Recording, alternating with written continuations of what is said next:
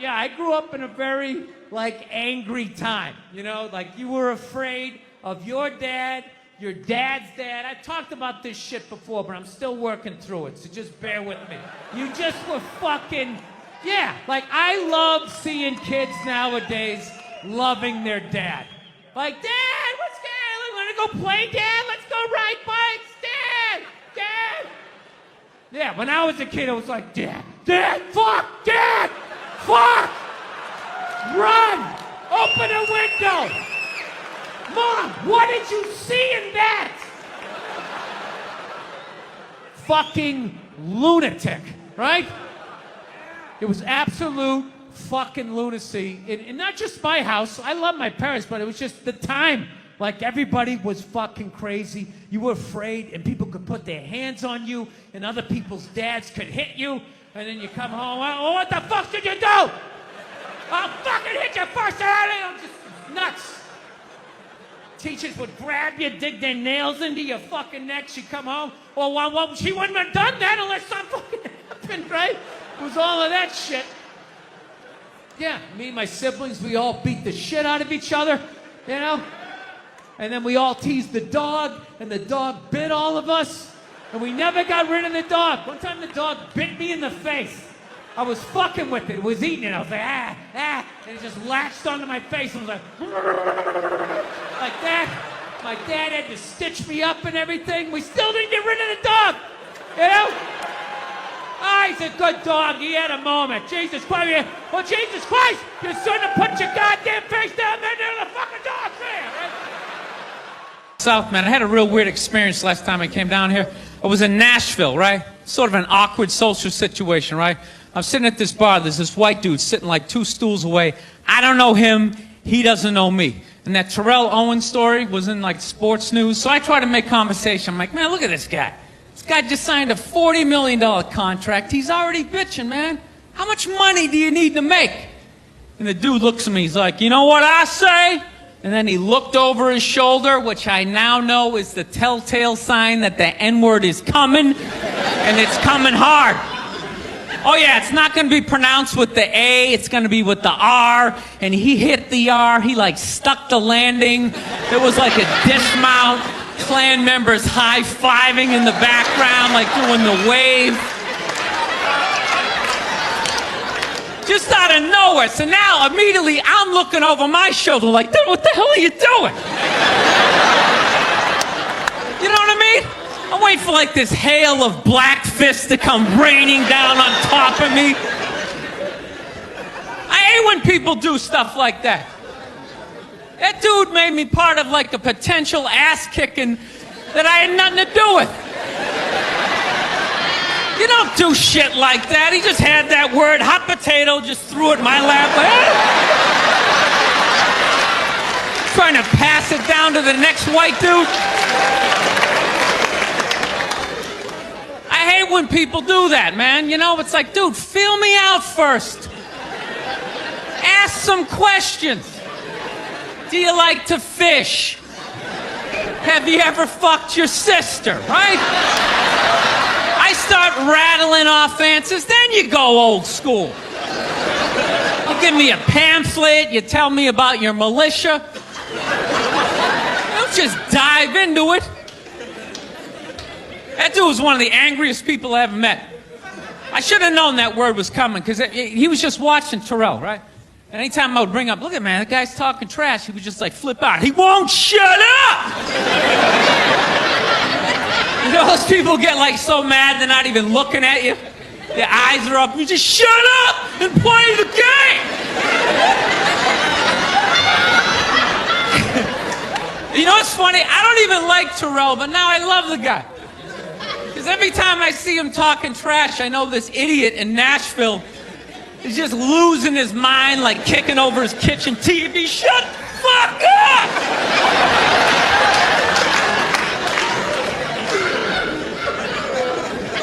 I like violence, man. I am. Not like when it happens to me or if I see it live. I like watching it on TV, you know? Watching people, you know, get attacked by animals. Just get blasted in the face or something, you know? Like, I'm a huge sports fan. You know my favorite, like, moment of, like, the last year was in sports? That Detroit Piston, Indiana Pacer bench clearing brawl. Wasn't that great? That was one of the greatest things I've ever seen. I was so confused when I watched ESPN that day. They were like, that was absolutely disgraceful. Basketball fans, they just must be... I'm sitting there looking like, I'm a basketball fan. I loved it. I thoroughly enjoyed watching out-of-shape civilians get the shit kicked out of them by professional athletes. It was fascinating. And I think as sports fans, we kind of had it coming, right? Because how many times you gone to a game, right? You got a little too drunk. You started screaming at some dude on the field who could clearly kick the shit out of you, right? If you saw him in the parking lot, you'd be like, hey, can you sign my stamp collection? I think you're awesome. You get in the game, you're all drunk. You're like, you suck, buddy! You're a piece of shit! And they're always calling him up. Come on up here! No, come on up here! Well, they came up there. They did, and they kicked the shit out of everybody. It was great. It was like a cartoon. You're like beating up whole rows of people at once, like... I loved every second. I love how Ron Artest punched the wrong guy. Wasn't that great? He taught that dude a valuable lesson in life. When shit goes down, you don't just stand there like you're watching a movie like, wow, it's coming right at me. Must be in 3D or something. That was a 5'6", 110-pound white dude, had an angry 6'10" black dude running right at him. That had to have been in his top 3 nightmares all time. Right behind getting his dick cut off and being lit on fire. And he just stood there. He's like trying to explain himself. Well, I still have the liquid in my cup, so there's no way I could have... It's an idiot. I want to get a gun. I do. I really do. I never had that feeling before till I moved out to Los Angeles. This city just messes with your mind, you know? It's overpopulated, technically doesn't have a water supply, right? The dollar's crashing. Shit keeps you up at night. You're just thinking, what am I gonna do when the zombies come? Right? Start reading up on shit, get some powdered food, plant some zucchini, get a windmill, right? And that's all well and good, but if you don't know how to fight, all you're doing is gathering supplies for the toughest guy in the block. Right? Just thinking about that. What am I gonna do? Some dude turns me upside down, starts shaking the gold coins out of my pockets. I gotta get a gun.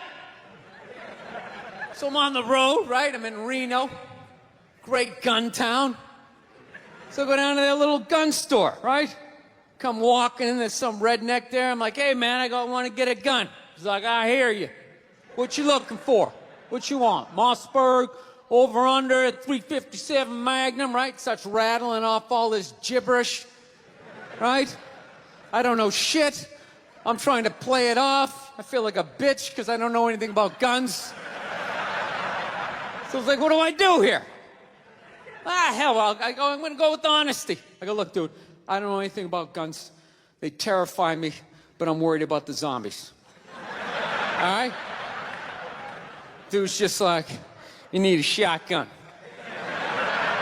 You need a shotgun, man. It's got a good spread.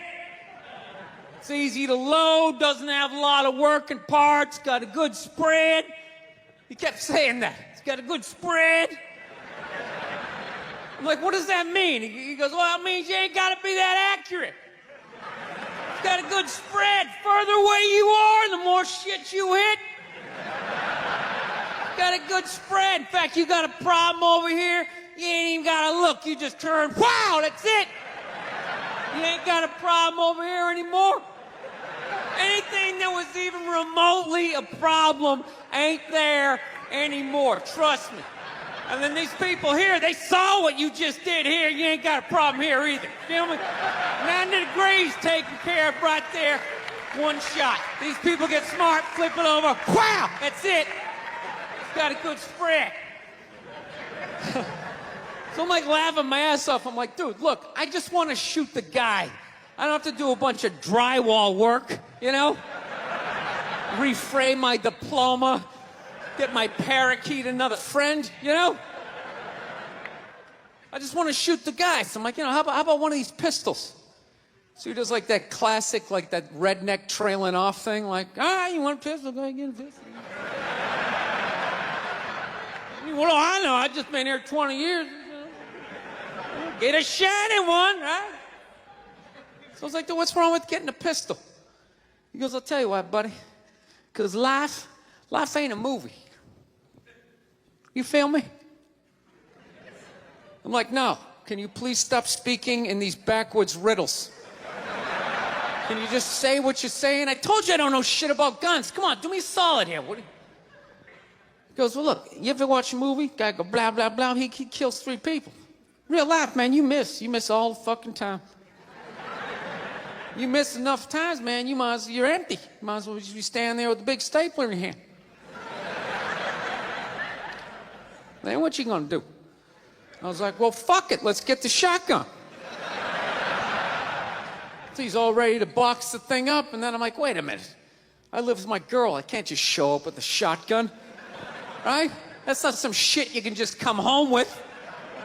If I found this stool on the side of the road, I can come home with this. Look at it. We can refinish it. We can carve our initials in it. We can have a good time, right? They just show up with a shotgun. Hey, I got it for us, right? One barrel for you, one for me? No. So she kiboshes the whole thing.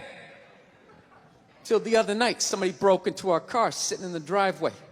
Starts fucking with her head, right? So she starts reading up on guns, you know? She's reading too much, because now she wants to get one, but she's just like, well, I heard you got to keep the bullets in the safe, keep the stock in the garage. And then what? Then what? I run around the house and assemble it? There's some dude's chasing me with an axe? You know? Are you even thinking this thing through, sweetheart? Running around. Where's the scope? It's in the living room. He's in the living room.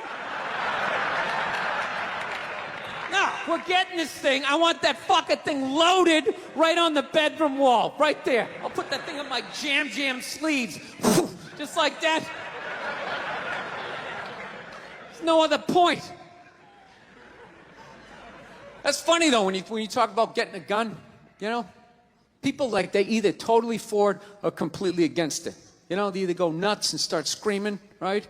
Or they start throwing out those stats. Yeah, actually, you increase your chances of getting shot by 80% the second you get a gun in the house. Really? What, because I'm going to load it and shower with it? Like,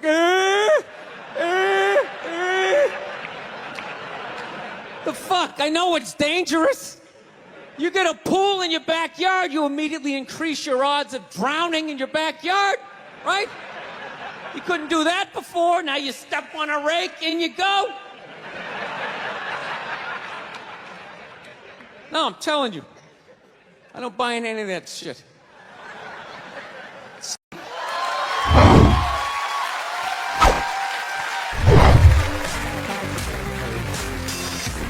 All right, thank you. Thank you very much. I here from Los Angeles. I live in Hollywood. There's a ton of plastic surgery out there. You know, a lot of people getting like facelifts. I don't know if you guys have those up here. You know, those awful ones where people start to look like, you know, a little Filipino, you know. You got a little Filipino? Yeah, 52-year-old white guy. Yeah, that's all. Why would you get a facelift? Can't you look at other facelifts and realize they haven't worked all the bugs out yet? People, if you're thinking about getting a facelift, just do yourself a favor. Just wait it out. Let them practice on other people's faces. You know, didn't we learn anything with hair plugs? plugs don't look half bad now. Saw this commercial the other night. The guy's like, oh, God, I wish I did this 10 years ago. It's like, no, you don't. 10 years ago, when they were stapling ant legs to the top of people's heads, everybody's eyes watering, trying not to look at your hairline.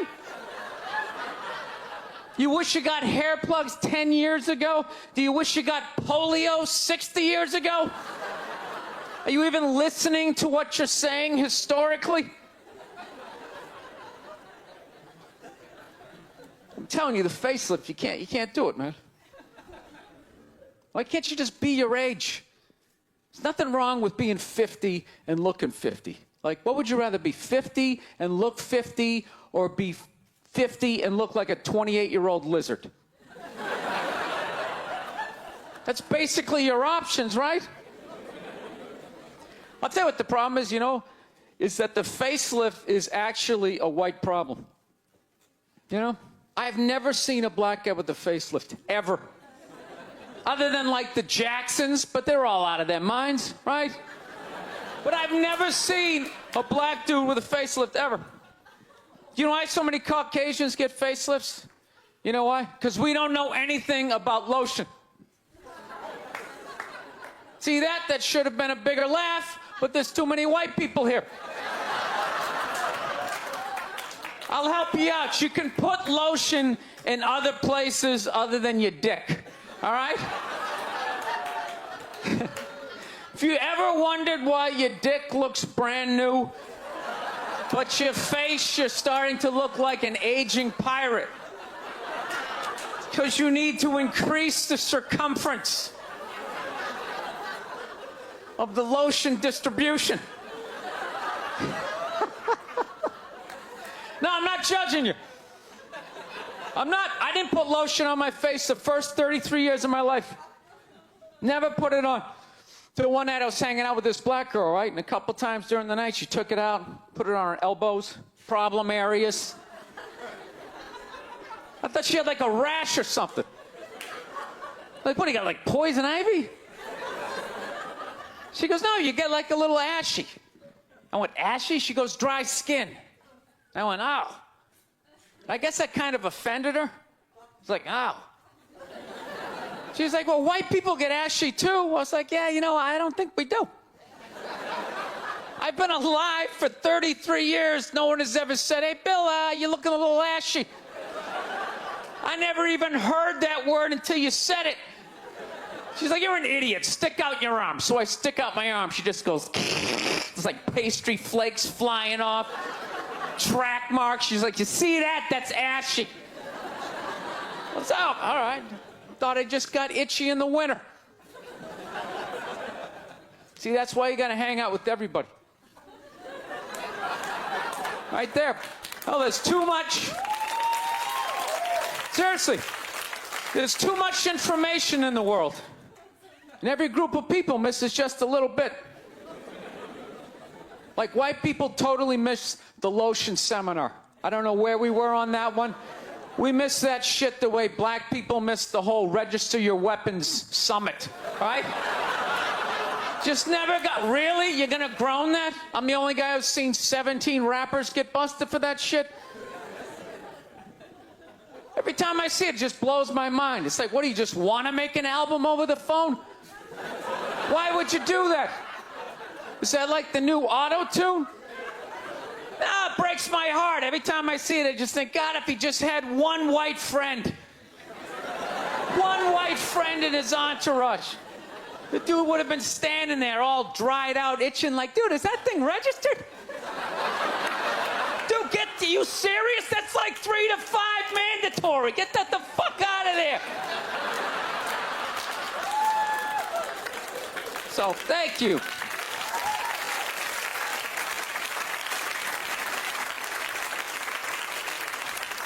So, Schwarzenegger just got busted down on the States, yeah? That poor bastard, huh? Jesus Christ, another great man. Another great man brought down by another gold-digging whore. No? You don't think so? You don't think that was a great man? Really? 3 decades of awesome movies? Bangs one made and now you don't like them? Tell you something, that's a great man. He is. First of all, I get why he did it. Why wouldn't he think he could get away with it? Look at his life. Look how he talks. That guy should be unloading trucks in Transylvania. That should have been the height of his success. But because he's a great man, he had the balls to move to America and became famous for lifting weights. I lift weights, no one gives a shit. He stands there, people can't get enough of it. That should have been the height of his success. He says, fuck that, I'm gonna be an actor, despite the fact no one can understand me. Becomes one of the biggest actors of all time.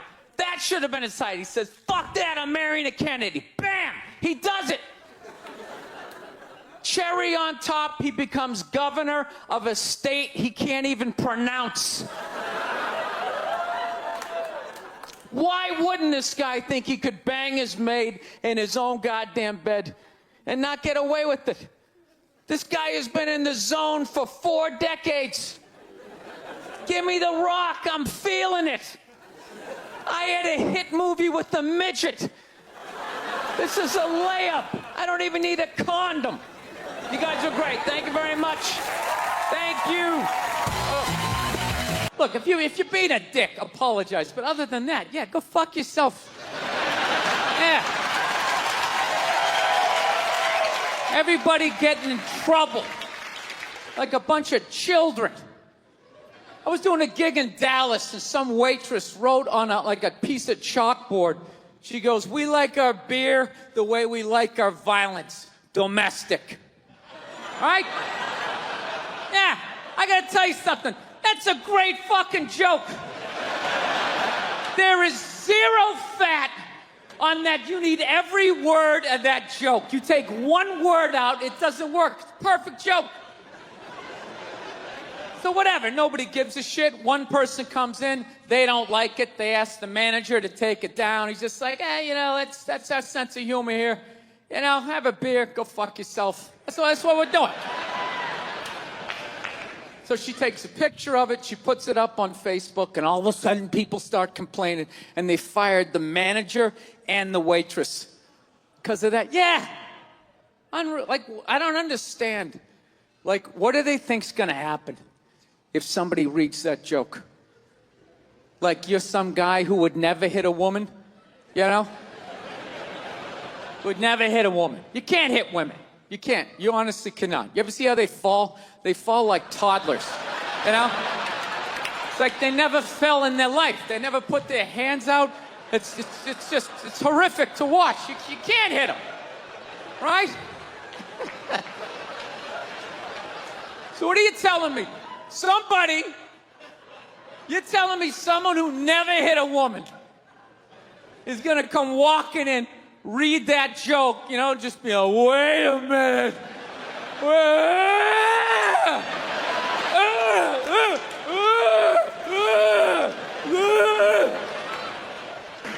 McDonald's exists for 2 reasons, okay? It's for drunk people and it's for children, all right?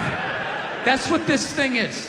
You're in your car, your kids won't shut the hell up, you go to the drive-thru. You go to the drive-thru, you get a couple of poison burgers, you throw it down their throats. Their little systems can't handle it. They start nodding off. And you're up front, you're bigger, you can handle a bigger dose of poison, you know what I mean? Pop in your Def Leppard cassette, you have a little moment for yourself. Yeah, that's what it's for. It's for your kids, and it's for drunk people. Like, how many times have you driven out to a bar going, I'm just gonna have one, all of a sudden you had like 11, right? And you're hammered, and you're thinking, but you're responsible. You're drunk, but you're responsible. You're like, God damn it, I drove my car here tonight. God damn it, I'm driving it home, all right? I'm not gonna burden this place of business by taking up a parking space in this completely empty parking lot for the next 6 hours.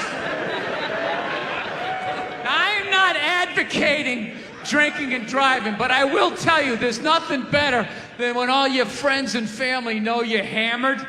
There's nothing better than that walk to the car. It's incredible. Women are screaming, people tearing at your clothes. You feel like you're in the Beatles. Oh my God, no! Stop! And you're like, no autographs! I'm sorry, I have to go! I'll be back! Get him off me! Do you know why so many Caucasians need facelifts? Because we don't know about lotion. See that? Only half of you laughed. That should have been everybody. Yeah, but a lot of you were sitting there like, well, what about lotion? What is this lotion you speak of, and what is the magic therein? I'm not judging you. Not judging anybody. I didn't know anything about lotion. Never used it the first 33 years of my life. Never used it. Till one night I was going out with this black girl, right? She was getting ready and she was just putting that shit on everywhere. Just slathering it on. I thought she had like a rash or something. I'm like, what do they got, like poison ivy? What's going on with you? She goes, no, I'm just making sure I'm not ashy. I said, ashy? She goes, dry skin. I went, wow. I guess I freaked her out a little bit because I was like, wow. She's like, well, white people get ashy too. I was like, yeah, you know, I don't think we do. Yeah, I've been alive for 33 years. No one has ever said, hey, Bill, you're looking a little ashy. I never even heard that word until you said it. She's like, you're an idiot. Stick out your arm. So I stick out my arm, and ever so gently, she just drags her nails down. This smoke starts coming up. It's like pastry flakes flying off, track marks. She's signing her name. She's like, you see that? She goes, that's ashy. You're ashy? Freaked me out. I'm like, holy shit, I'm ashy. I didn't know anything about it. All I knew was that I always got itchy in the winter. Couldn't figure it out. Always got itchy in the winter. What the fuck do I get itchy? I thought it meant the bath towel was dirty. That's what I thought. And I would change it out and put a fresh one. Now I'm gonna be okay. Take a shower, dry off, fucking itching again. God damn it, I hate the winter. See that? That's why you gotta hang out with everybody. Yeah. There's too much information in the world, and every group of people misses a little bit. White people totally missed the lotion seminar at some point in history. I don't know if it's because we can't see it. You know? Black people get ashy. It looks like they leaned up against a chalkboard or something. You know? They can see it. They miss it. Their friends help them out. Like, look at your ashy motherfucking elbow. What is wrong with you? Right? People in the stands. I mean, that's just like what's entertainment for me now, you know? I like that Jimmy the Greek moment that happens in sports, you know? Like once every 4 or 5 years, you know that? Like some 50, 55-year-old white dude tries to explain why black people are kicking the shit out of white people in practically every major sport, you know? And it always goes down the same way, right? There's always like 3 white dudes, and the one white dude in the middle, he's always like the guy with like the theory.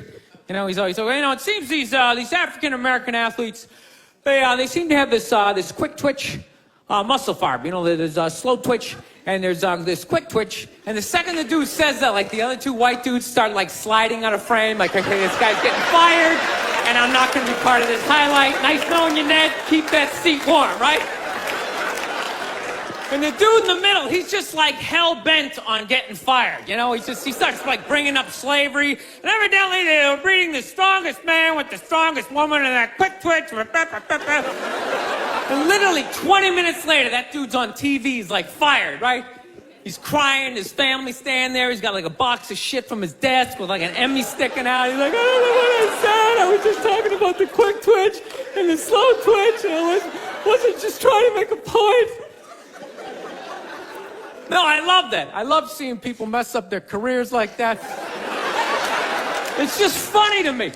Plus, I gotta admit, as a white dude, on some level, I have to believe in that theory, because it's like, are white dudes that bad at basketball? I can't even watch the NBA anymore, man. It's like every highlight, the white dude's like that, the black dude has like his nuts in his face. Fucking blah! I'm just sitting at home like, for the love of God, tackle the guy. Jesus Christ, get out of the way. Do you ever get tired of those two nuts flying over your head? You know you're gonna be on SportsCenter. Just get out of the way. Dude, I'm telling you, there's gotta be something to that theory. I saw this show one time on runaway slaves. It was one of the most amazing programs I've ever seen in my life. Dude, when you ran away as a slave, you just didn't run to the end of the driveway and be like, fuck that job. Just start walking down the street. Dude, you had to like run through whole states. There's dogs chasing you, you're hurdling shit, you're swimming. Those were the first fucking triathletes. And there was nobody helping them out. There was no dude on the side of the road like, come on, man, 2 more states, you're in Ohio. Suck it up, you're looking good, looking good. Yeah, dude, you were on your own. Is it any wonder? 250, 300 years of that shit, and then I'm gonna D you up in gym class? It ain't happening. I come from hundreds of years of alcoholics. I got like half a liver, you know what I mean? It's just...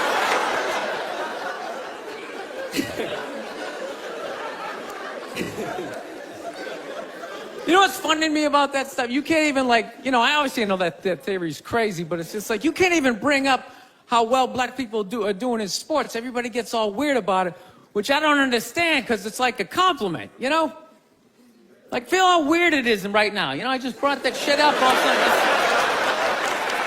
I'm saying something good, right? I saw a coach get in trouble for that shit. Like, his team was like 0-6 or something. They just couldn't win, and every week the press was just getting on him more and more and more, right? And the dude, he was just like flustered, and he had like a moment of honesty. They were like, why can't you guys win a game? He's like, I don't know, the offense isn't getting it done, defense, too slow, and it just run out. I'm telling you, we gotta get some more black guys in this team, because I'm telling you, it's just not. And immediately, everybody's like, what is this? Everyone started freaking out like they had no idea what this dude was talking about. It's like, are you watching SportsCenter? Or do you see the Olympics? Like, I love the 100-meter dash, right? There's always like 9 black dudes and that one token white guy in like lane 8. And I'm just sitting there going, come on, man, one time. Just one time, just win the bronze, just do what you gotta do. And the white dude always stays with him till like the first turn, then he like fucking blows out his hammy. Those other 8 black dudes are like... Where's that white dude the next Olympics? He's like up in the broadcast booth, his career's over. He's like a commentator. Yeah, it's gonna be a great race. Still can't feel my fucking toes, but I'm telling you. No, I don't get it. It's like a compliment. We're saying you're fast. That's a good thing, right? People start all freaking out. Oh, you're acting like that's all we can do. You're saying we can't be scientists. No, we're not. All we're saying is if there was a race to the microscopes, you fuckers would win. We're just saying that you're fast. You get there first. Your lab coat would be flapping in the wind. I'd get there like 3 minutes later, all cramped up. Are you looking at bacteria? No, you go first. You just go first. Jesus Christ. That was a Volvo. The guy ran by a Volvo in street shoes. I've never seen that before in my life. No, I get into those arguments all the time. All the time. Friends of mine will be like, well, how come anytime a black athlete does something, they say it's an athletic move. Anytime a white athlete does it, they say it's an intelligent move. And it's like, well, fair enough, man. It just depends on what you're doing. You know what I mean? It's like, if you read a defense, white or black, that's an intelligent move, right? But if you take off from the foul line, jump over 9 other dudes and throw the shit down, those other 9 guys aren't standing there like, fuck, why didn't I think of that shit? Here I am dribbling around, guys. I said, that's some superhero shit. She had like a cape flapping in the wind with a big S on your chest.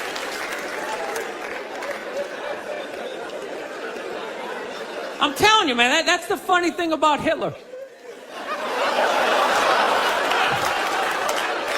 Just let me finish. Let me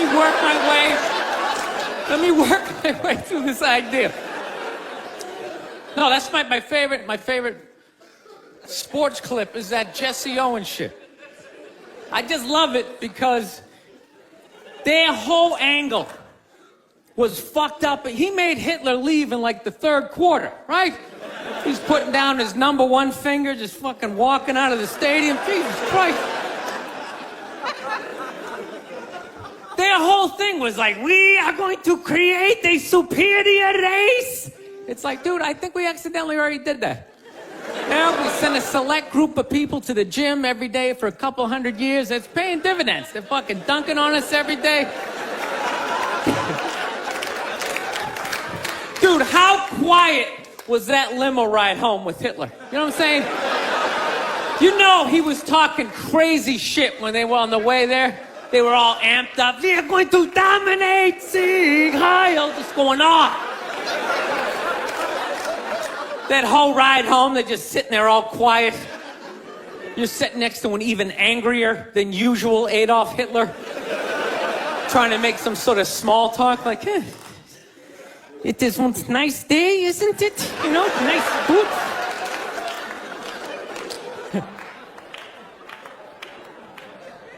Actually, I got a couple of friends of African persuasion, and I gotta get rid of them, man. I gotta admit to you. I'm finding I'm spending too much money on clothes hanging out with them. Because I gotta like fucking try to keep up with their wardrobe.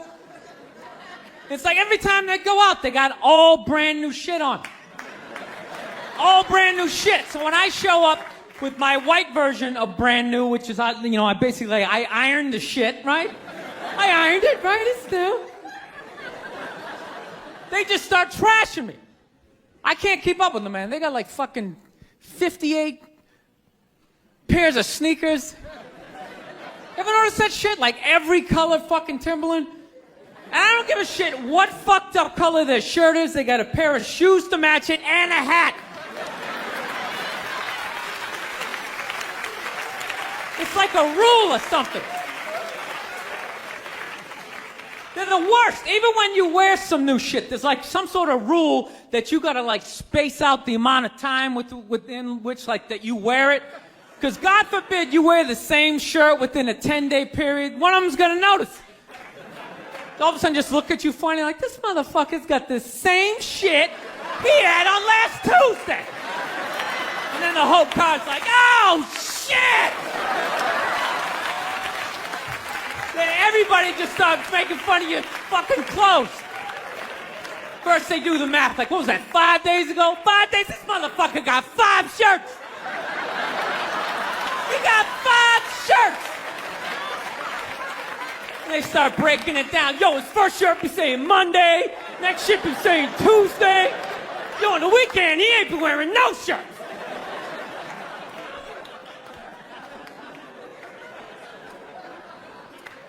I'll tell you, that's actually funny. You know what? That's actually how I judge black guys now. When I first came to the city, like, all black people scared me. No, I was like the typical white dude from, like, the suburbs, you know what I mean? Had no frame of reference, you know? So my only frame of reference with black people was, like, remember those early 90s gangster rap videos? Throw the fucking LA riots in there, man. It was fucking horrible PR. I'm watching the videos, look, he's got a nice car, he's got all the women, and he's still fucking mad. These black dudes are never happy. But after 10 years of living in the city, this is how I narrow it down. Whether a black dude scares me or not. Black dudes with dirty sneakers scare the fucking shit out of me. No. I figured out in my head, because I know from hanging out with them, that's the last shit that they're gonna let go, the immediate shit that they have on. So I think, you know, if his sneakers are fucked up, that means his life is fucked up. Every time he leaves his building, the whole neighborhood, oh, shit!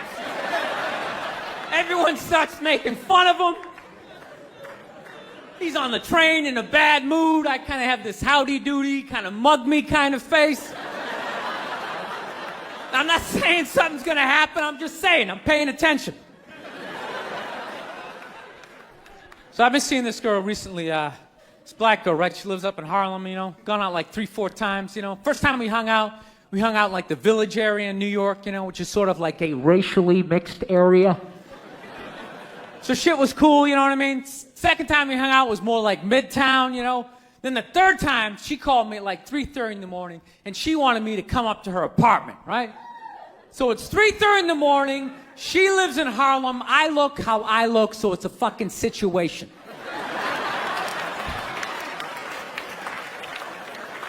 Yeah, because you know the deal, right? Basically, a white dude feels comfortable up to about like 98th, 99th Street, you know what I'm saying? The second the streets start getting into like triple digits, like 100, 101st Street, start getting like a little asthma, like, ah, fuck, we're starting to get a little high up here. You feel that little tightness in your chest? Can you feel that? 106th Street, you're like leaning on shit, like, dude, where'd all the cabs go? How come there's no taxis up here? Dude, what's a bodega? I don't know what that is. Let's get the fuck out of here. So I'm praying to God she's going to tell me to take the subway, get off at like 105th Street, 103rd, you know, which is like the first stop in Harlem where I can still look over my shoulder and see like all the white people like disappearing over the horizon, you know? But she goes, no, man, you want to get on the Uptown 2-3 train, you want to get off at 125th Street. I'm like, God, fuck, 125th Street. Jesus Christ, that's like right in the middle of everything. I'm gonna be surrounded on all four sides. I can't fucking do this.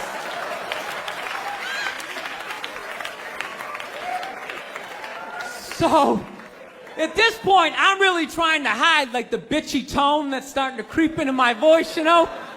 And I'm trying to ask for really specific directions for when I get up there, because I want to know exactly where I'm going.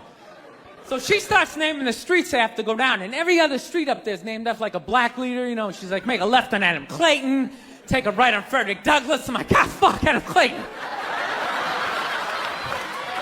Yo, dude, go on the internet, look up Adam Clayton.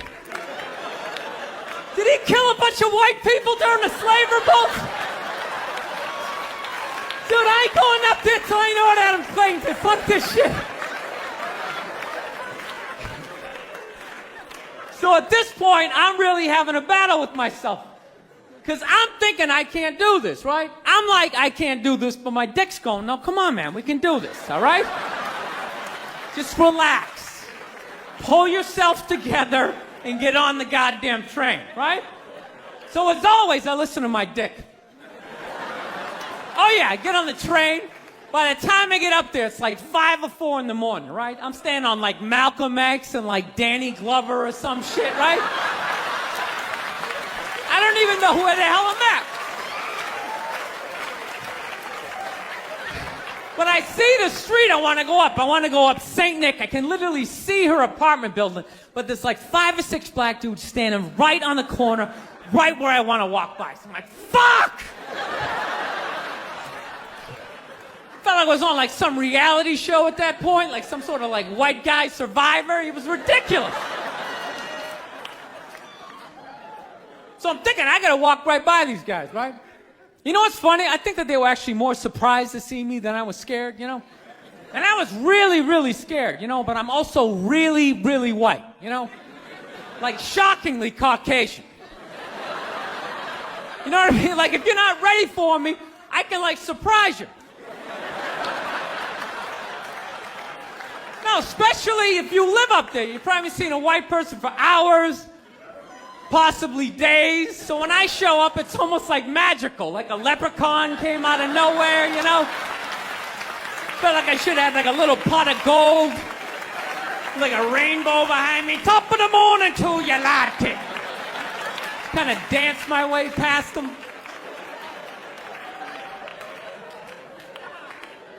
But it's been going all right, you know? Once I get in her apartment, I'm fine, you know? I relax, sit down, you know, watch a hip-hop countdown. Pretend like I know the groups, you know what I mean? It's just getting there that's a fucking pain in the ass. But you know, I don't get mad at it, because I figure, you know, black dudes got to go through the same shit, though, right? When you go out to the suburbs, go fuck a white girl, right? Just that same awful feeling of just leaving your people behind, you know, just less and less of you as you're fucking driving out there. Probably start off lean and you're all fucking cool. 20 minutes in, you're driving like 10 and 2, the radio's up. Like, dude, I don't like this shit. I don't like this shit at all. There's too much grass. I don't see any rims. This is fucked up. None of the windows are tinted. I can clearly see white people in every car. This is fucked up. Listen, you guys were awesome. Thank you so much for coming out. South, man, I had a real weird experience last time I came down here. I was in Nashville, right? Sort of an awkward social situation, right? I'm sitting at this bar. There's this white dude sitting like 2 stools away. I don't know him. He doesn't know me. And that's... Thank you so much. Thank you. I am so excited to be here.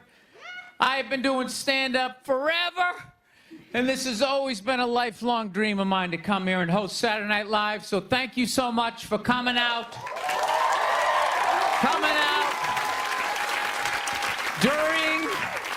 During these difficult times, you guys all look like surgeons with your masks on.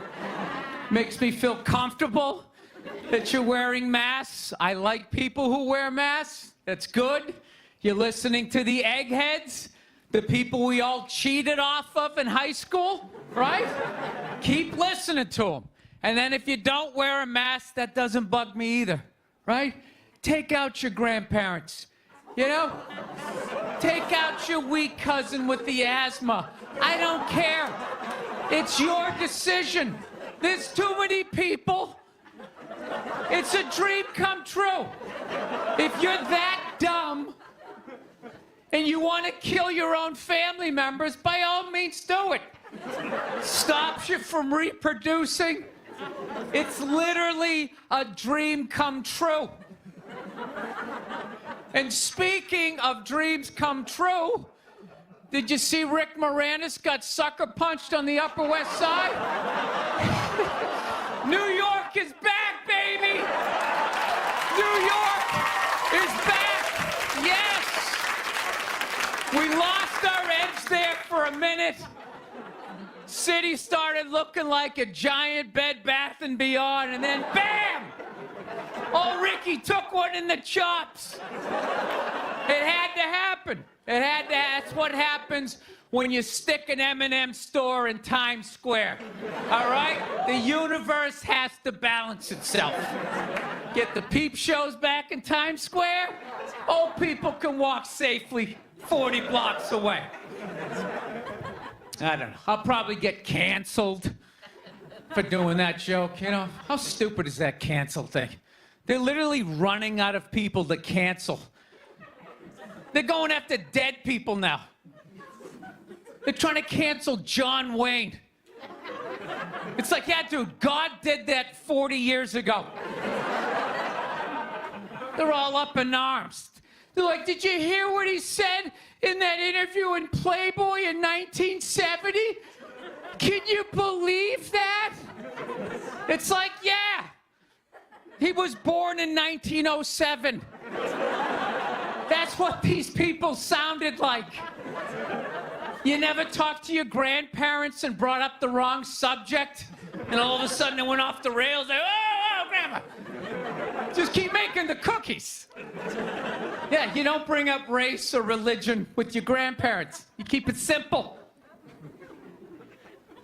Anyway, I don't know. I guess my grandparents are older. I don't know. Plowing ahead. Plowing ahead. Let's talk white women here, shall we? Let's talk white women. White women, you're amazing your accomplishments over the last few years. I got to tell you, the way white women somehow hijacked the woke movement, generals around the world should be analyzing this. Just to refresh your memory, the woke movement was supposed to be about people of color, not getting opportunities, the at-bats that they deserved, finally making that happen. And it was about that for about 8 seconds. And then somehow, white women swung their Gucci-booted feet over the fence of oppression and stuck themselves at the front of the line. I don't know how they did it. I've never heard so much complaining in my life from white women. My life is so hard. With my SUV and my heated seats. You have no idea what it's like to be me. Trashing white guys. The nerve. Where's the camera? The nerve of you white women. Listen, I don't want to speak ill of my bitches here, okay? I know, but let's go back in history here, okay? You guys stood by us toxic white males through centuries of our crimes against humanity. You rolled around in the blood money, and occasionally when you wanted to sneak off and hook up with the black dude, if you got caught, you said it wasn't consensual. Yeah, that's what you did. That's what you did. So why don't you shut up, sit down next to me, and take your talking to?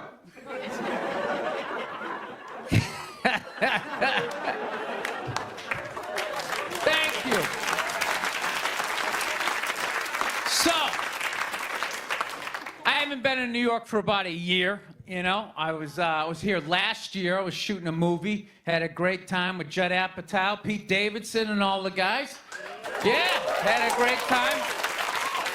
And I hadn't been here in like 13 years, and I immediately noticed how extra crowded the city was. And I was getting all claustrophobic. I'm like, what's going on? How much are people not using safe sex and making all these babies, you know? So I finally walked up to this old New York door guy, and I was just like, dude, what's going on? What's with all these people here? And he was just like, oh, no, don't worry. He goes, it's June. He goes, it's Pride Month. And I'm like, what's that? You know, I'm 52. I never heard of it, right? They didn't have that when I was a kid. He goes, oh, it's Gay Pride Month. And I was just like, oh. Dude, you know when you're just like stuck in the Matrix and you just can't, everything's just pressed up, you can't see anything, and then somebody gives you that little nugget of information that just pulls it back? It's like, why is it so crowded? It's Gay Pride Month. Tank tops. 0% body fat. 2 guys kissing. Rainbow flags. I didn't know that. That's what I learned. The month of June is Gay Pride Month. That's a little long, don't you think? For a group of people that were never enslaved. How did they get all of June? Dude, black people were actually enslaved. They get February. They get 28 days of overcast weather. Sun goes down at 4 in the afternoon. Everybody's shivering. Nobody wants to go on the parade. Look, yeah. How about you hook them up with July? These are equator people. Give them the sun for 31 days. There's gay black people. They could celebrate from June 1st, June 31st, 61 days of celebrating. All right, that's all my time. We got a great show for you guys, everybody. Jack White is here. It's gonna be amazing. Please stick around. We'll be right back. I'm not saying these people are right. And I'm not saying that I'm right. I know I'm a fucking moron, you know? But that Duck Dynasty guy, I know what he said was wrong, but I don't get the shock. He said that homophobic stuff, and people are like, can you believe? Can you believe it? Yeah, I totally can believe it. If I was in Vegas, I would have put 90% of my shit on that he was gonna say it. I'd give him a 10% benefit of the doubt, just in case. Are you seriously shocked some redneck with a beard down to his dick, sitting in a boat in the middle of a swamp, shooting varmints. Like, what did you think he thought? Did you think he had like some progressive ideas on same-sex marriage? Yeah. Didn't he think exactly what you thought he thought, you know? I think all of that shit comes from the church. They just fucking brainwash you. You know? You come down, don't clap. I don't read. Follow someone else. I'm telling you. They brainwash you. Coming to the church, your brain's all empty. They just fill it up like a jelly donut. Just brainwash you. Say what we say when we say it. Say it again, then you can go home to your toys. All right, I'll say it. I'll say it again. Now can I go home to my toys? Right? And you repeat everything they say. The good, the bad, and the fucking horrific. They stick a star in your forehead. You're a big boy. The big people like me. You get on with your life. And I gotta be honest with you, too. People were too hard on that Clippers guy, man. I'm telling you. For an 80-year-old white guy, that wasn't that bad. All right? Dude, he didn't drop the N-word once. That's unbelievable for an 80-year-old white guy. The N-word should have been carpet bombed through that whole tape. He never said it once. And if you go back and listen to that tape, I'm telling you, go back and listen to it. Other than Instagram, he's pretty fucking liberal. He's like, you can hang out with them, you can have sex with them, just don't promote it on Instagram.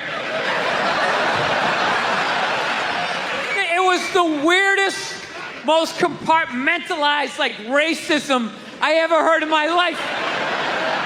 Something about Instagram, I didn't get it. Other than that, he was wide open. You can make a snowman with them, go to a water park, rub your bellies together. Just don't promote it on Instagram. Hey, what about Facebook? I don't give a fuck about Facebook. Keep it off of Instagram.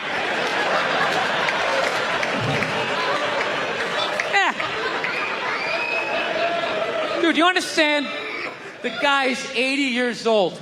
Do the math. This dude was born in 1934.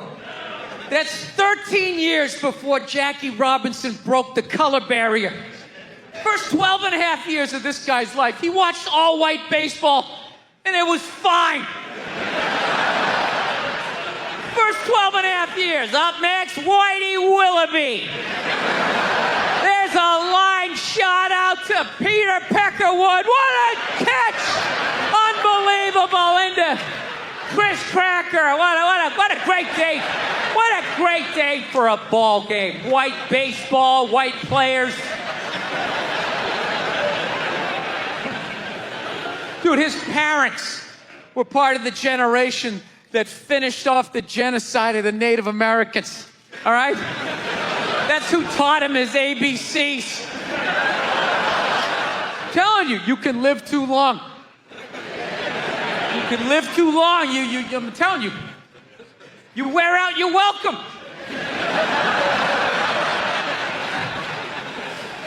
I swear to God, this fucking guy, I bet in the 1940s he was considered like a hippie. You know? Just walking around, hey, you can hang out with them, you can have sex with them, man, you know? His dad's getting all pissed off. Let me tell you something, see? You stay with your own. Hey, you stay with your own.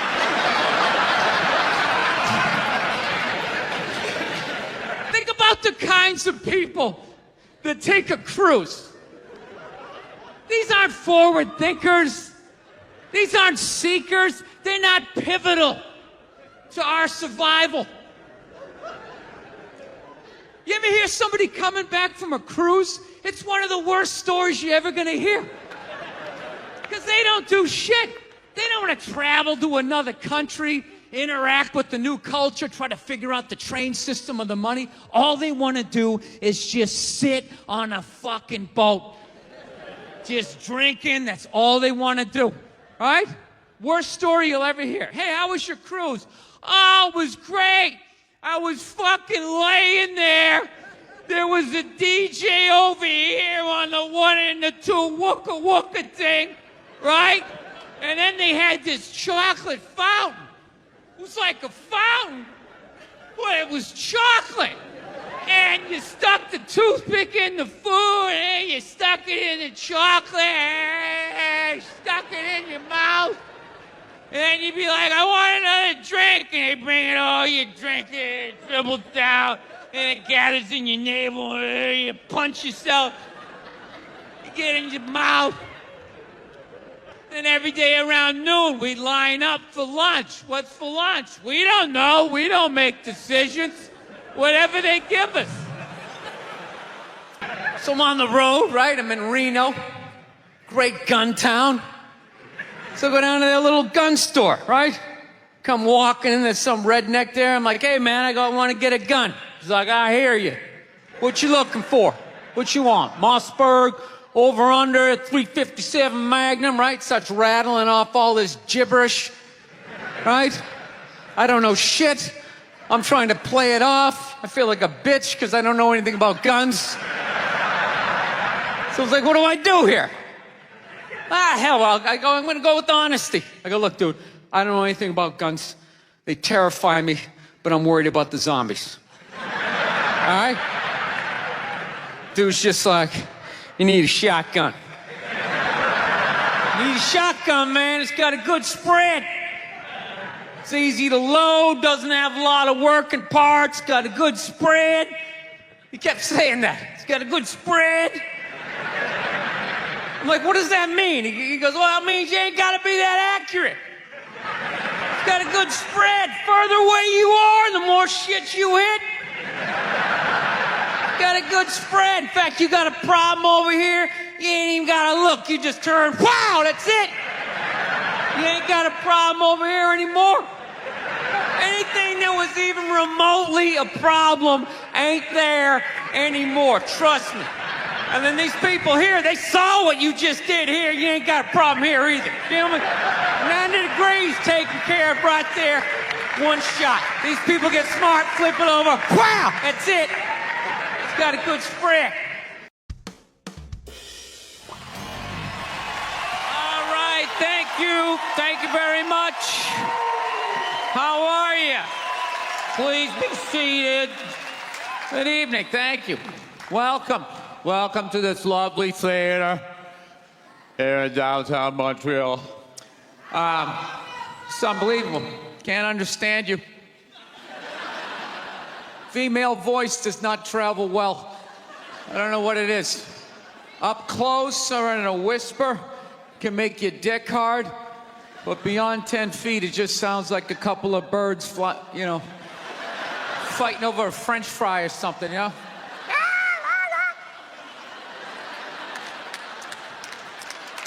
There you go. That's how we start. Somebody's coming out of the gate. I'm sick of Obama's wife. Yeah. Just running her. This isn't some Democrat, Republican shit. This is just in general. Just running her yap. It's just like, shut up. You know? You weren't elected. You know, your husband isn't running a lemonade stand. He's running the country. No, generally speaking, first ladies, they've been out of line for a good 25, 30 years. They think for some reason that their husband has the job, that now they should be chiming in like they know some shit. You know? Dude, if you had a leak at your house and you called the plumber, and the plumber comes in and he starts fixing it, what would you do if 5 seconds later his wife, who isn't a plumber, comes walking in? Well, I think we should run it over here. It's like, shut up. Just because you're fucking the plumber doesn't mean you understand plumbing. Okay? Now, this is all like my fears, because they're trying to tell us down south here that like they're starting to like gear up for Hillary Clinton to be running for president, saying like, I think that would be a good thing. Yeah, people clapping. What is that based on? Based on what? I don't get how she became a senator. That's shocking to you? She went from never holding political office to immediately being a senator. Why? Because she was fucking the president? Should Tom Brady's wife be the next quarterback of the Rams? Does he have some sort of magical powers? Like, you suck at sports? I couldn't throw it all, and then he fucked me, and I just picked up this ball, and I was just lacing it in there. It was incredible.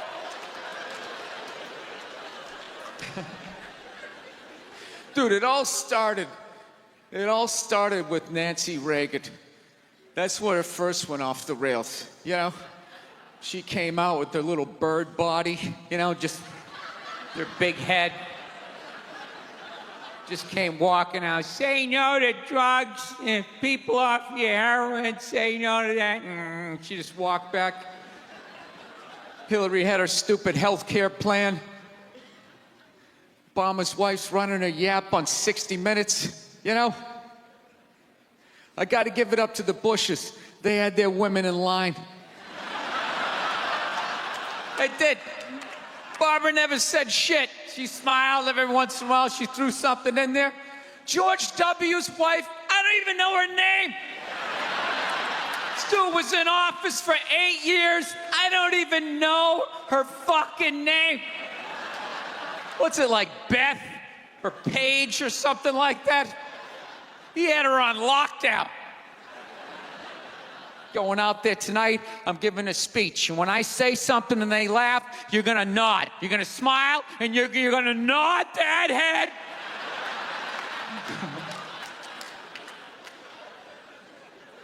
Is this how it's gonna be? Really? Do you think like me saying this is somehow gonna affect? She's still gonna win.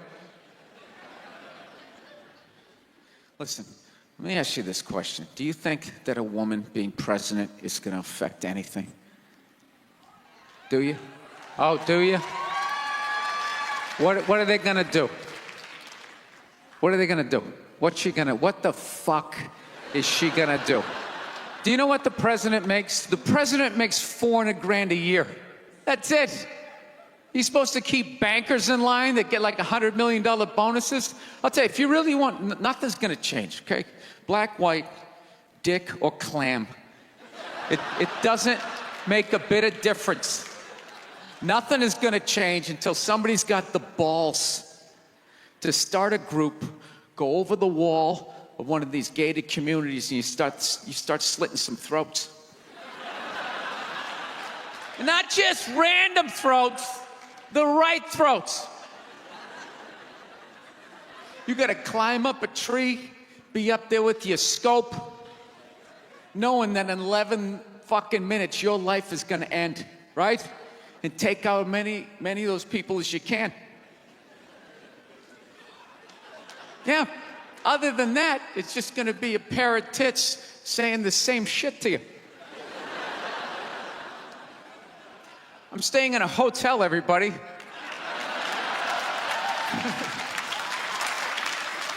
I like staying in hotels. They make me feel comfortable. I feel safe in a hotel. You know, you got the lobby. There's always somebody down there in case an axe murderer comes in. That's the first person that's gonna get killed.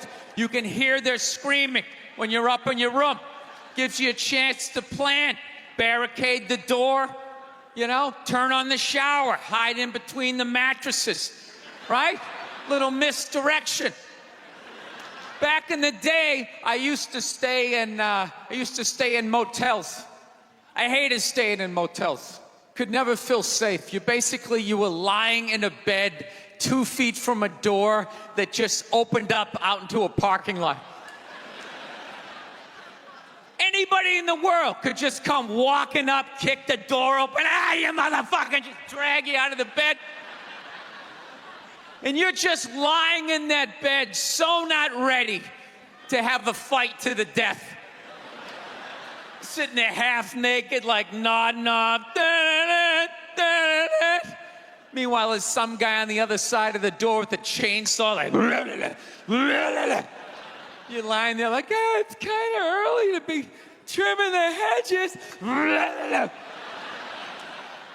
But when that dude comes through that door, you lie to yourself as a man that if something like that happened, dude, I'd just jump up, grab a lamp, let's fucking do this. You know what the reality is? Most people, the best you could do is maybe make a weird noise. Just be like, and that would be it. That would be it. That dude just come in. The last thing you'd see is just ceiling carpet, ceiling carpet, ceiling carpet, ceiling carpet, ceiling carpet. Looking upside down back at your own body, right? I will say this. What I do enjoy about this theater is nobody has told me it's haunted. Anytime you go into a theater, they always give you the history. It was built 1948. It was a tribute to Rocket Richard. Everybody chipped in, blah, blah, blah, blah, blah, blah. And we have a ghost. His name is Michael. I immediately lose all respect for anybody over the age of 8 that still believes in ghosts. It's like, really? You still believe in specters and goblins? What is the end game of being a ghost? I don't get it. You can go anywhere you want to go in the world. You're just gonna stay in a basement for the rest of your life? Just waiting for once every 6 months somebody comes down to check the boiler and you get to be like, why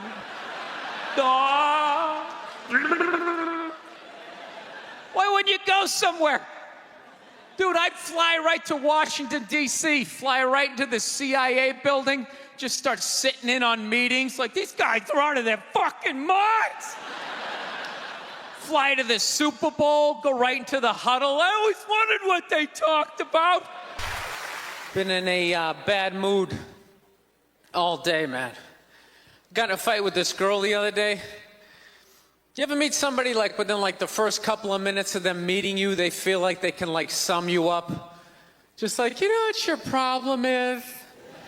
You know, you just have like the urge just to take their head and just mush it into whatever they're eating, you know? You ever have crazy thoughts like that?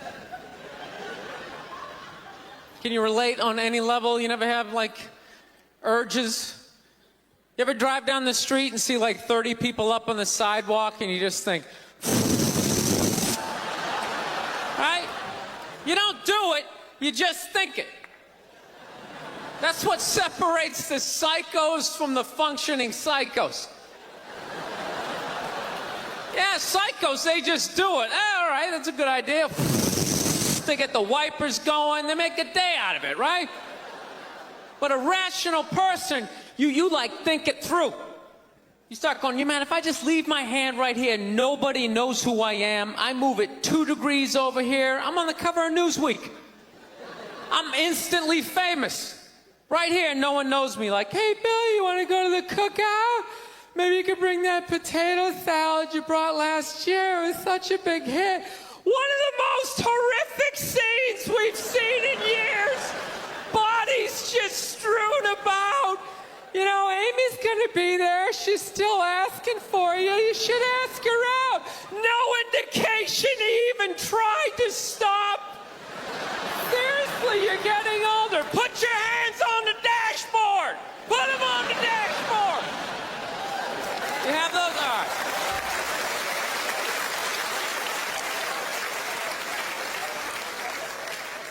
No, I have that stuff all the time. I do. My girl took me to a street fair recently, right? You guys have street fairs out here? You know, they close off the block. There's like shawarma. There's like stuff made out of buttons, right? People with no teeth are making keychains, right? It's a typical girlfriend idea. It sucks, and it's gonna take all Saturday, right?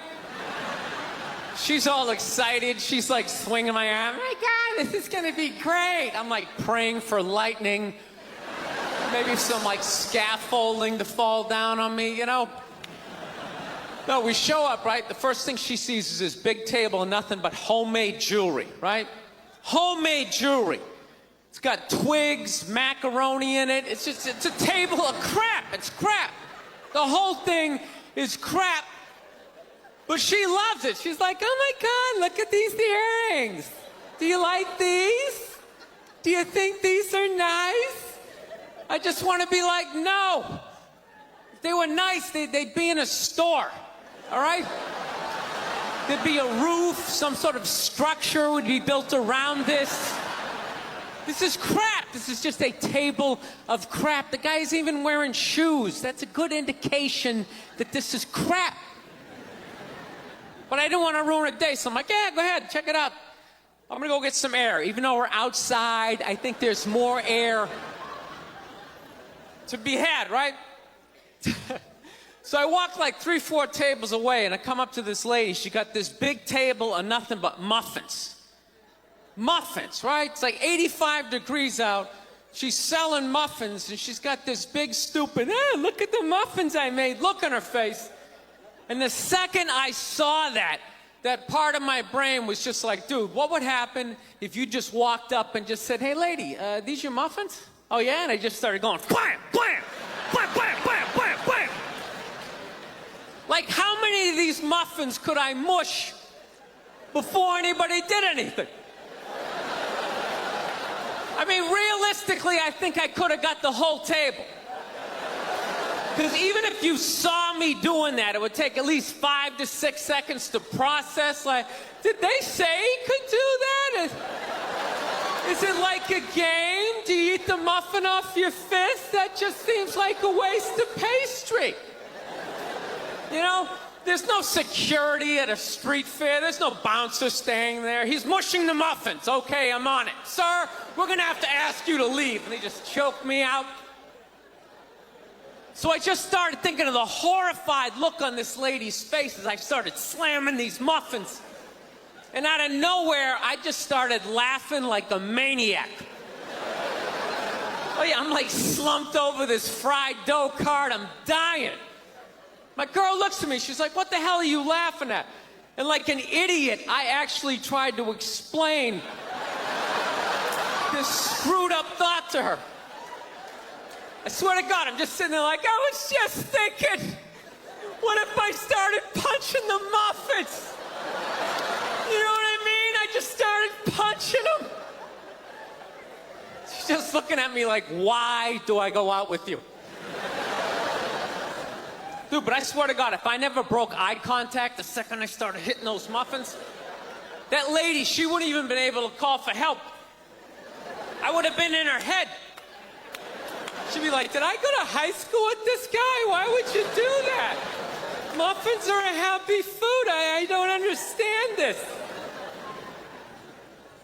No, I gotta learn to let stuff go. I do, I got issues. I do. My neighbor got her dog fixed. Got this dog neutered, brand new dog, puppy. Got the thing neutered, and I'm like, what the hell did you do that for? She's like, well, you know, if I didn't do that, he was gonna hook up with another dog, then they're gonna make more dogs, and what are we gonna do with all these dogs? It's like, why don't you just let them go? They're animals, they'll be fine. I think that's what every city needs, just a nice pack of wild dogs just running down the street. It'd help with the obesity problem. Just chase people to the cars after they eat some big meal, you know? Just a nice pack of Rottweiler just running down the street. Listen, I'm out of time. You guys were awesome. Thank you so much. Have a good night. Thank you. No, I took mushrooms back in February for the first time ever. You know?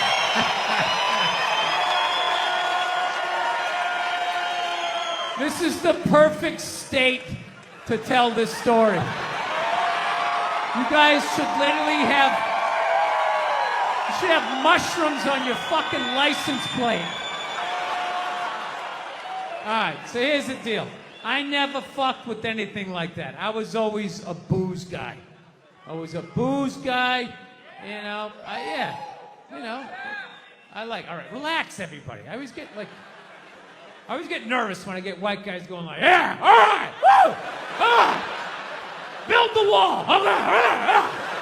Okay, I'm fucking around. Relax. It's frightening to listen to, but that's what being a guy is. You're not allowed to have emotions.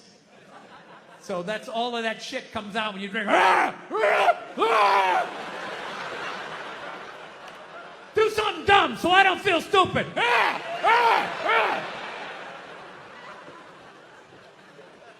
So, yeah, I was always like a booze guy, so like I never fucked with like psychedelics or whatever. So I think, you know, it was just one of those deals. I was out in the desert, man, and I was like, all right, I got somebody watching my kids, everything's fine. I'm in my 50s. If I gotta do it now or I'm never gonna do it, right? So this person, who may or may not have been my opening act tonight, goes, all right, man.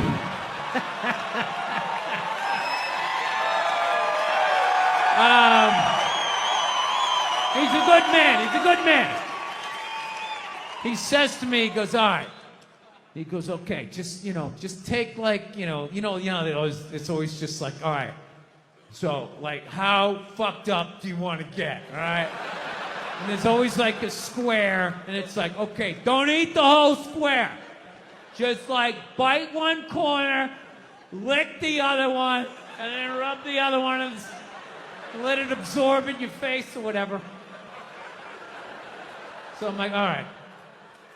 He goes, how far into it do you want to go? I go, I just want to trip a little bit, nothing fucking crazy. So he goes, fine. So I ate just a little bit. So I get a little nauseous or whatever. At first it feels like I ate some weed, but then all of a sudden, like I notice shit that's not alive looks like it's breathing, right?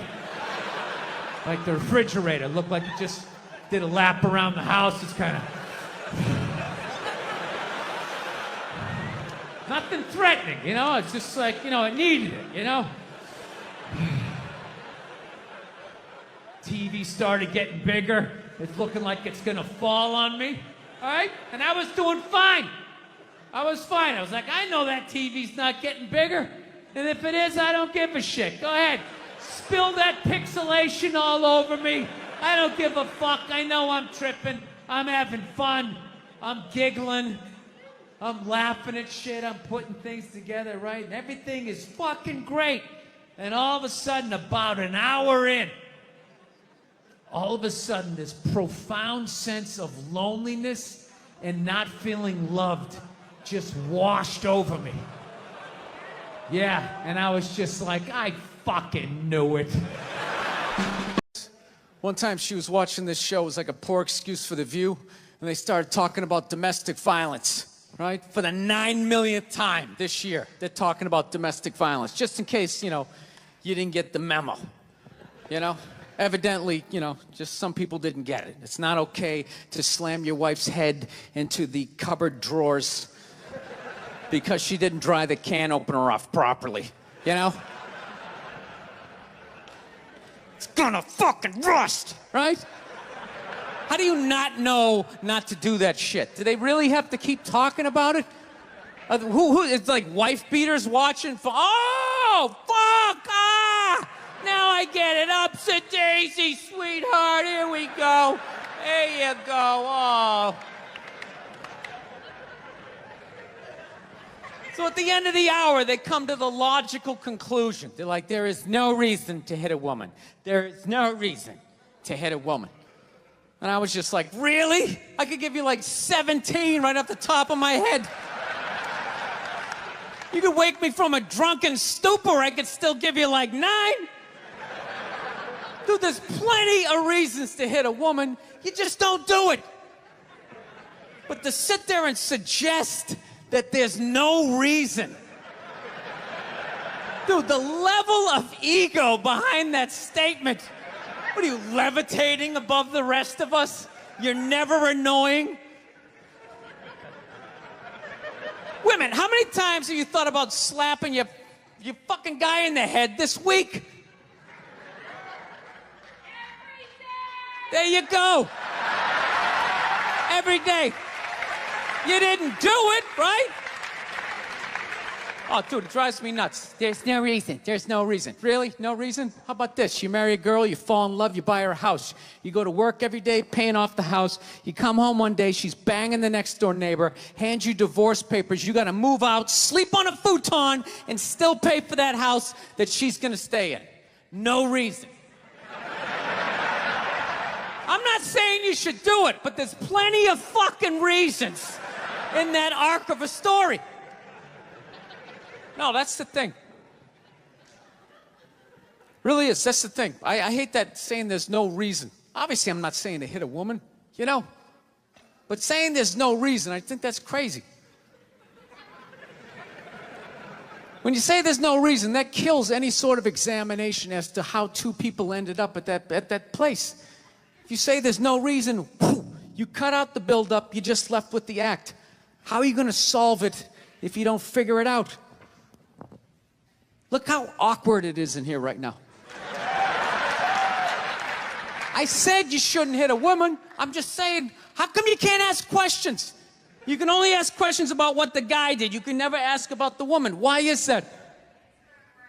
Why is that? What is that? What does answer him right mean? What does that mean? Are you the idiot who got up halfway through the special during the bit and you're like walking around like I'm not fucking taping a special here? What's wrong with you? What's wrong with you? Fucking had to ignore all of that and now you're gonna like yell out? And not only that, yell something that makes no fucking sense whatsoever? Answer him! Answer him! Every fucking special I do, there's always one. Always right down the fucking middle. Talking about hitting women, sweetheart. And I think you just added another reason. Jesus fucking Christ. I love this. I'm not even in a relationship with her, and she's fucking nagging me.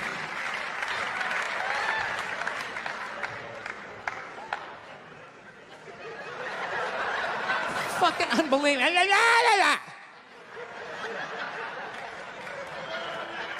Look, I understand hitting a woman's a bad thing, okay? Well, how come you can't fucking ask questions? I just don't understand. Like, if I get bit by a rattlesnake, wouldn't you guys have some questions? Right? How did it happen? Did you not see it? Were you fucking with it? How did this snake get so mad it almost killed you? Firemen put out a fire, they don't just drive away afterwards, they sift through the debris. How did it start? Here's an oily rag, right? Look, I realize I'm coming off pretty ignorant right about now. I realize that. Let me extend an olive branch then, okay? I realize that there's some animal guys out there, okay? Horrible guys, you know, have a rough day at the factory, come home, tuna casserole, and just start swinging. All right? I'm not trying to say that those people don't exist. I realize they exist. They should be buried underneath the prison, okay? So if I can admit that, ladies, can you at least admit that every ass kicking doesn't just fall out of the fucking sky? Really? Even hockey has 2 minutes for instigating, right?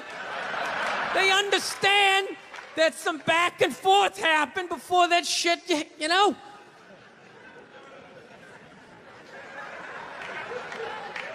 You know what it is? It's every case is handled like that Rihanna one, where they just say, the guy's a piece of shit, fuck this guy, blah, blah, blah, send him to jail, and then they never ask anything about that. You know, I'm not saying he should have done it, but I'm just saying. Just saying, dude, in your heart of hearts, what do you think was going down before that happened? You think she was just sitting there going, oh my God, Baskin Robbins, you want to get some ice cream? And he fucking,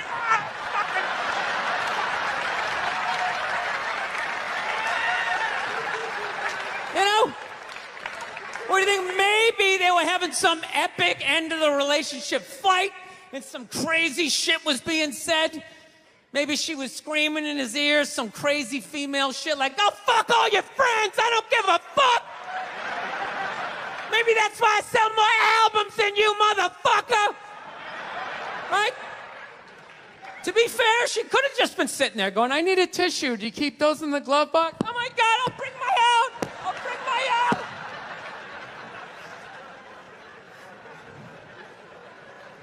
Now, fuck that, because you know what it is? They never address how women argue, which I think is a core of a lot of that shit.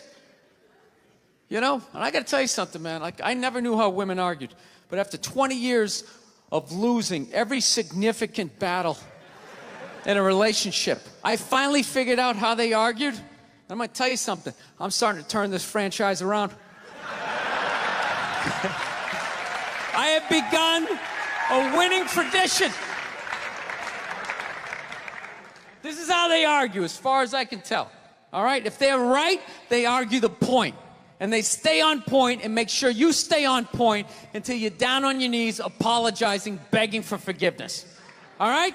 No problem with that. Totally respect it. But here's the thing. If they're wrong, they go rogue. They go off-road.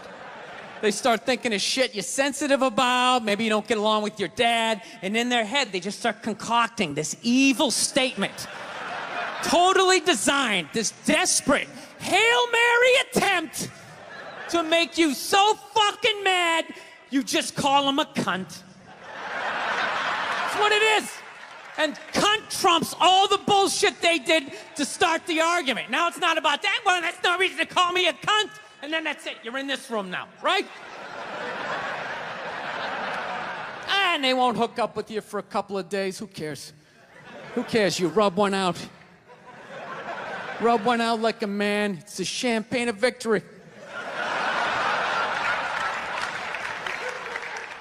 I don't know what it is. I don't know what the fuck is going on.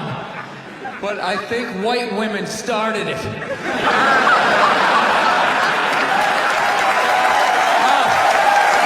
worst. The fucking worst. It's all they do is bitch, moan, and complain. I had no idea how difficult it was to be a white woman in the United States of America. Evidently, it's really difficult.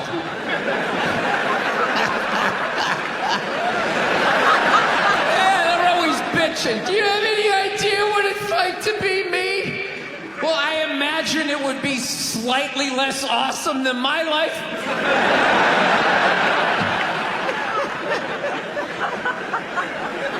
What happened to you today, sweetheart? Huh? Did they not chill your rosé? You know? Was the trolley not running down at the mall? What happened? No, it's unreal. I'm really fucking annoyed how white women have the fucking balls to throw my white privilege in my face. You know? Sort of separate themselves from these white males with their white male privilege. It's like, bitch, you're sitting in the jacuzzi with me. The fuck are you talking about? You're fucking whining. You know what? You're full of shit. You are.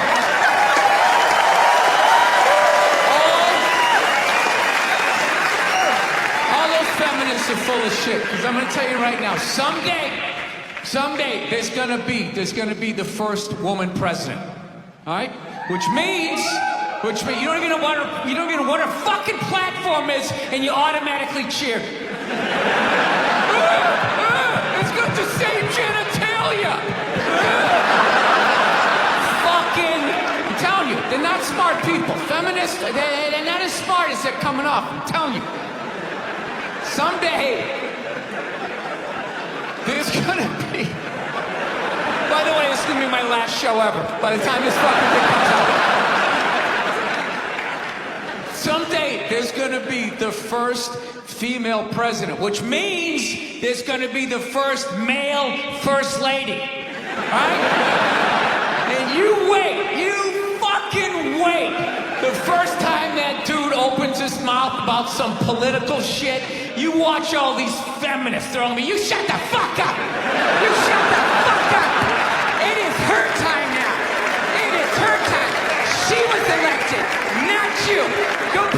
some plates, bitch. You are the first lady. We realized that, I don't know, we always fight about the television, so I'm like, well, what about documentaries? Why don't we just tape something we both like? We both love documentaries. They're fun, right? You watch them, you learn something, you repeat it at a party, people think you read. So I tape, first one I tape is on Elvis Presley. So I sit down and I'm watching this documentary as a white dude, which is what I am. I'm looking out my white head, watching this white shit. It's coming back into my white eyes, getting whiter by the fucking second. Right?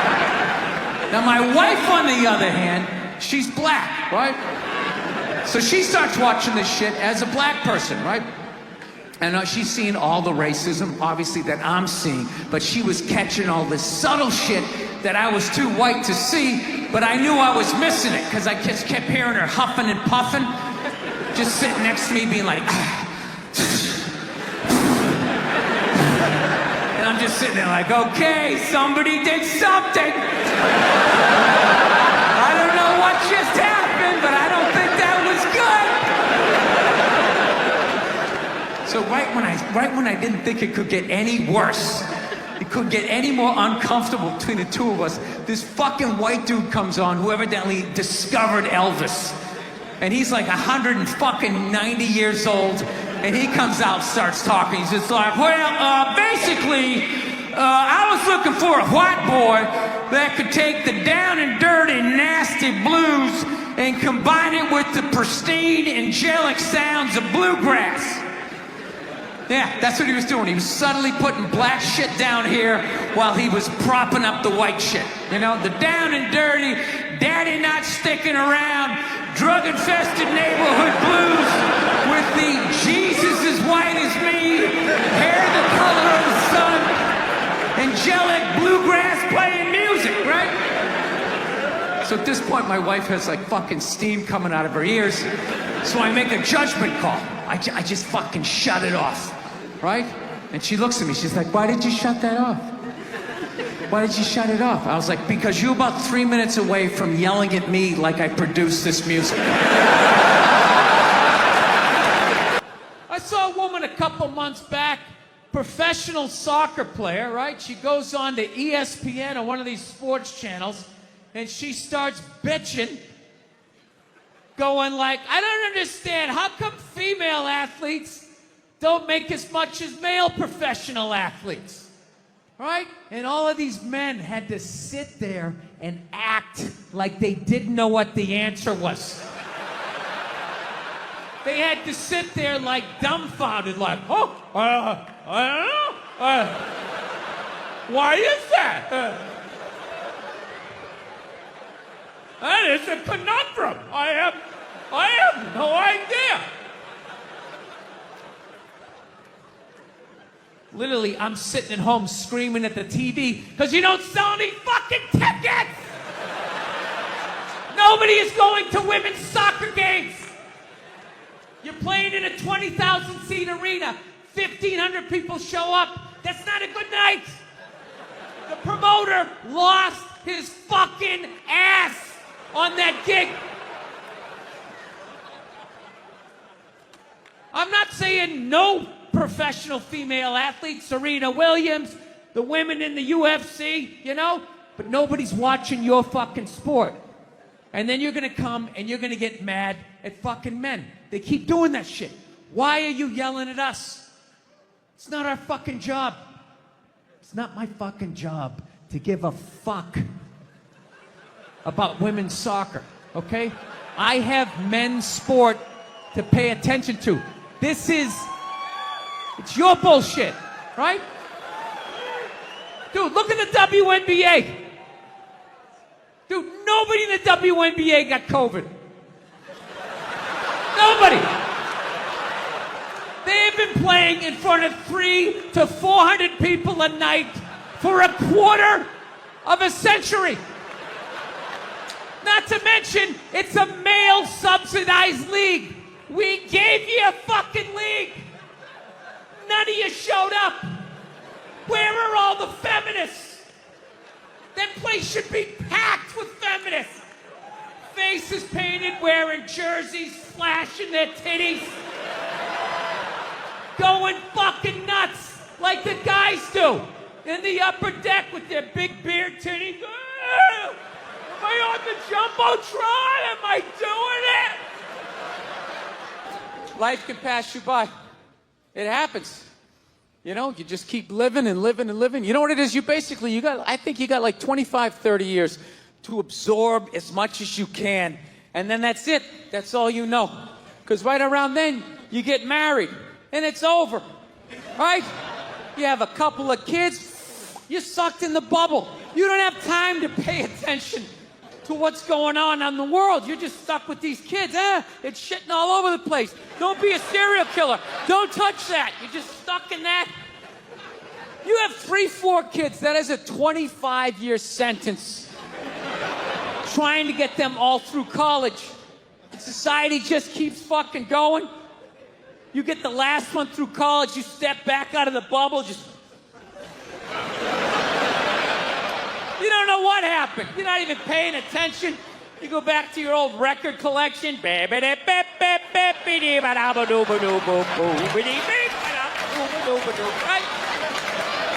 Someone sticks a mic in your face, you're gonna get in trouble. Yeah. It's one of the sad things about life. You get old and it passes you by. I feel it passing me by. I'm 46 years old. I don't even have kids, but I can't keep up anymore. Like I had a college kid coming up, and I was like, man, I gotta figure out what these kids are into, man. I was 24 when a senior was born. I gotta figure out what these dudes are into. So I guess they were into like DJ music or some shit. So I'm like, all right, I'll watch some of this. You know? So I have like a reference or two.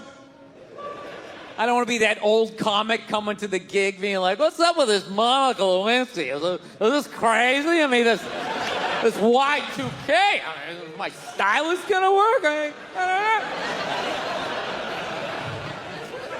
know. So I put this shit on. Dude, I lasted 90 seconds. 90 seconds. I was open-minded. All right, put it on. 90 seconds later, I'm like this old man. This isn't music. Now, when I was a kid, you dressed like a woman and you sung about the devil. Now that was music.